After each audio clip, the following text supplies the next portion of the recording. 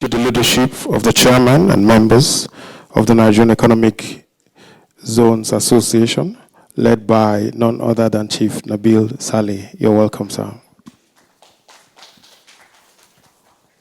Our list is a very, very long one. I will take some time to just single out a few and hope that as we continue, we will continue to take representations as we go on.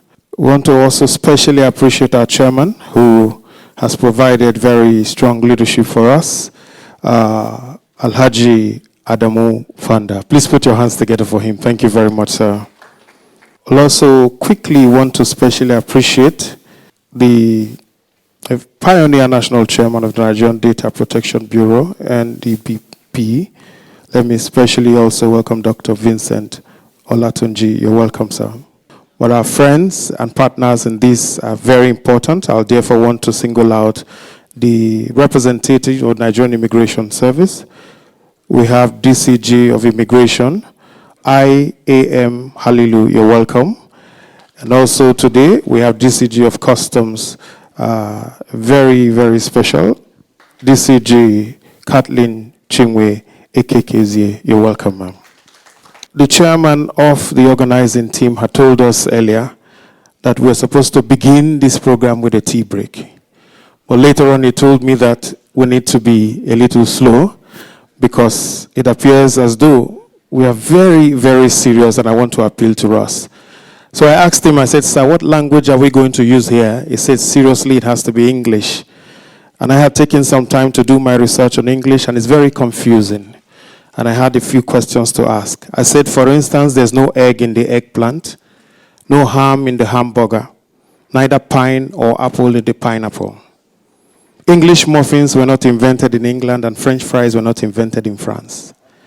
The guinea pig is neither a pig nor is it from Guinea. We play at recitals, we recite at play. We drive on parkways and we park on driveways. And there is no stream or any lines as we gather to talk about streamlining free zone operations for global competitiveness. And I asked the question, if vegetarians eat vegetables, what do humanitarians eat?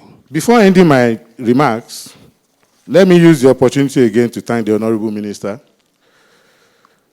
for honoring our invitation to declare this forum open.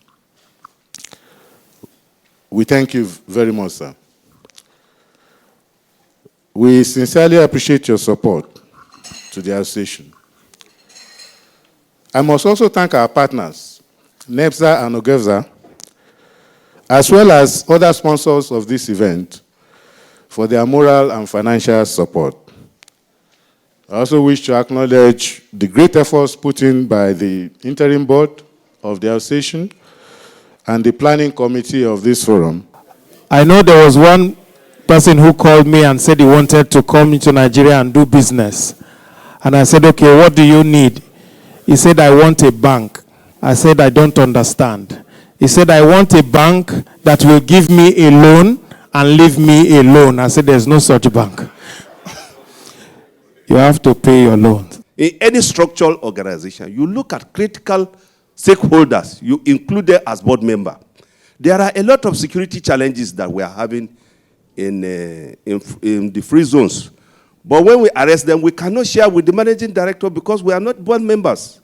And the essence of resident card that we issue to free zone is for them to work in free zone alone, not outside the free zone. Me, you may disagree with me, but for me, we're discussing streamlining free zone operations. And for me, my definition of streamlining is let us come up with innovations that will aid us, that will make these free zones competitive globally. I didn't cover the part of it. The policy framework for the Nigeria is the free zone are quite excellent. They are, I would say, one of the best and has taken up from the best of the best. The real part for us is to implement that policy into the real action. And for customs, our primary roles are, we know custom generates and accounts for revenue, not just for itself, but for other government agencies as well. Please, if you're still here, can you put your hands together as I welcome His Excellency, the Honorable Minister for Trade, for Industry, Trade and Investment. When I was invited for this program, I said that I could only spend a few minutes, and I was asked to just declare the forum open and then I could leave. But after I did that declaration, I decided to sit down and listen to the first panel. And I'm very happy I did, because it has been a very, very interesting morning. It has been very, very interesting for me, and no doubt for you, the stakeholders.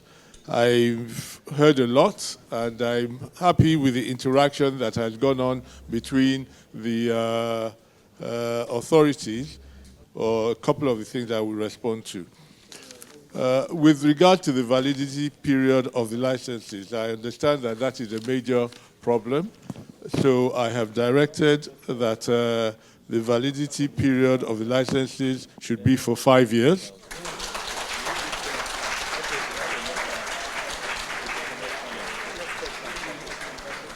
However, returns should be made every year. So validity period of 5 years, returns every year.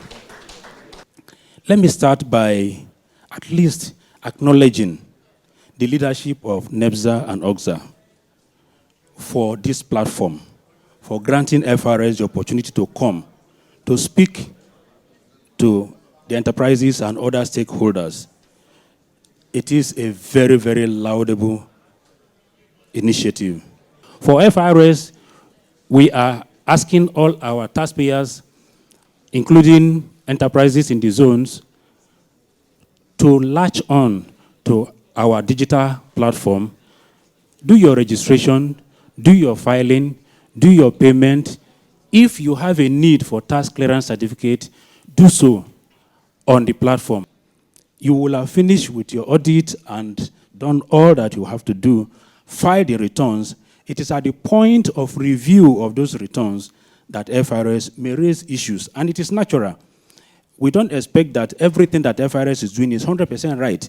We also do not think that everything that the taxpayer is doing is 100% right. We had to engage with the FIRS, which hasn't been very easy. But I thank God that as of today, we've reached a point that we've been able to sign an MOU between the management of FIRS and Oil and Gas Free Zones Authority to protect the interests of the investors, because most of the investors have been a bit uncomfortable about why should FIRS engage with us. And of course, the Finance Act of 2021 almost got them having direct access. But with the MOU that we have, that... We are all aware, one of CBN mandate is to create a sound financial system through regulations to providers of financial services.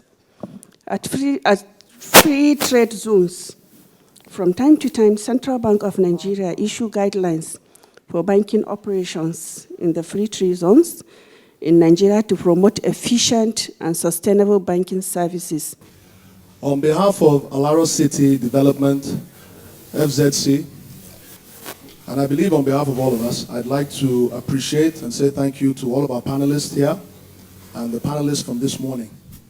And I believe that the CBN, NEBSA, the association, OGSA, NCS, FIRS, NIS, and all other relevant stakeholders and panelists today will continue to conduct engagements and collaborate together with the aim of addressing some of the salient issues. Permit me, therefore, at this point, to invite the Pioneer National Commissioner for the Nigeria Data Protection Bureau. Let's welcome Dr. Vincent Olatunji. Please put your hands together for him. The theme of this stakeholders workshop is really key and is really apt. We are looking at streamlining free zones operations for global competitiveness.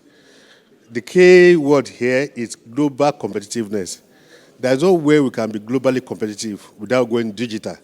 I heard the official from customs, from immigrations, a lot of them talked about digitizing their processes, which is really key. Please clap for her. This woman has many years of banking.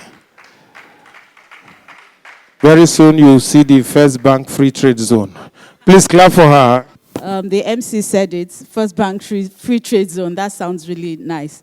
I'm standing here representing the Managing Director of First Bank, who is unavoidably absent today. And we're most delighted and honored to be part of this important and progressive session. As discussed, the free zone promotes industrialization and structural transformation, but only when implemented properly in the right context. As a proactive association, streamlining free zones operation for global competitiveness is part of our ongoing efforts to enhance continuous dialogue with the relevant stakeholders regarding critical issues affecting the scheme's effectiveness. The purpose of this segment is to reaffirm discussions reached which will be captured in a communique. I'm sure the repertoire has captured the decisions that will be on the communique. We hope to get feedback from operators of the economic zones on how we can come together in our collective best interests and highlight significant takeaways from the segment that was earlier today. Traditionally, at this point, we are supposed to have a speech, but we have one man who we want to appreciate for providing leadership as our chairman. Can we clap for our chairman for doing a good job? Please, let's give him a standing ovation, please. Let's give him a standing ovation. Thank you very much, Mr. Chairman. We appreciate you for providing leadership. We have done this at various levels, and it's no surprise to many of us that you are able to pull this through successfully. Thank you very much, sir. Well, distinguished guests, ladies and gentlemen, without wasting any of our time further, we'll share the communique with you, and then we'll pray that we'll be able to spread it and share the information in it and practice what we have agreed to do here today. Thank you very much. My name is Ben 200, half human, half amazing. It's an honor being your anchor for this event. Thank you.